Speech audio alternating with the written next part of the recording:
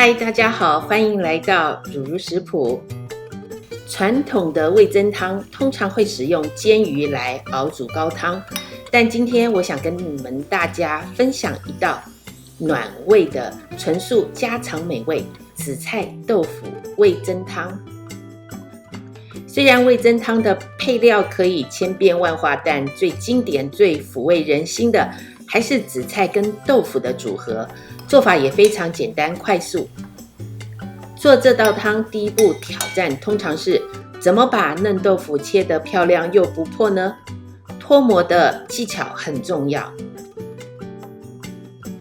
我們先用小刀沿着盒子邊緣輕輕劃3刀，把裡面多餘的水分倒進水槽，接着用水龍頭稍微沖一下。這個時候再試試看，嫩豆腐就能非常輕鬆完整的倒扣在板子上了。這次的分量我們只需要半塊豆腐，先橫切2刀，再直切成正方形小塊。接着準備紫菜，紫菜只要1茶匙的量就夠了，稍微洗淨。因為它遇水後會大幅膨脹，千萬不要貪多哦。接下來味噌，分享一個好記的比例，大約是1碗水搭配將近1大匙的味噌。我們今天先取出2大匙備用。準備一個中型的鍋子，倒入3大碗水，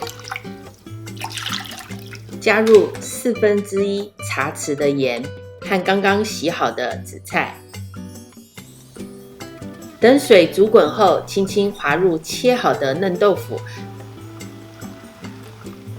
再加1茶匙的香菇粉提鮮。